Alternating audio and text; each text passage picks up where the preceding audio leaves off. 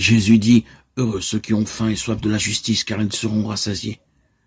Quand Jésus dit que ceux qui viennent à lui n'auront jamais faim et que ceux qui croient en lui n'auront jamais soif, il dit qu'il étanchera notre faim et notre soif pour être rendus justes aux yeux de Dieu. S'il y a une chose que l'histoire de la religion humaine nous apprend, c'est que les gens cherchent à gagner leur chemin vers le ciel. C'est un désir humain tellement fondamental, parce que Dieu nous a créés avec l'éternité à l'esprit. La Bible dit que Dieu a placé le désir de l'éternité dans nos cœurs. Ecclésiaste 3:11. La Bible nous dit aussi que nous ne pouvons rien faire pour gagner notre chemin vers le ciel parce que nous avons tous péché. Romains 3:23.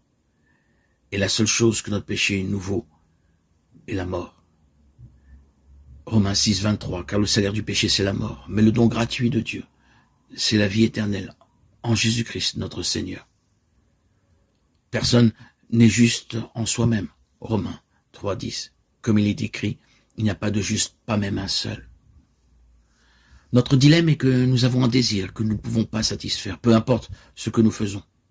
C'est là que Jésus intervient, lui et lui seul, pour combler ce désir de justice dans nos cœurs, par la transaction divine.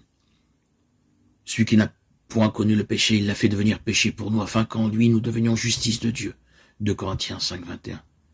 Lorsque Christ est mort sur la croix, il a pris sur lui les péchés de l'humanité et a fait l'expiation pour eux.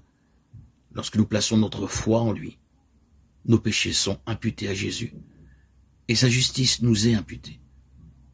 Jésus satisfait notre faim et notre soif de justice.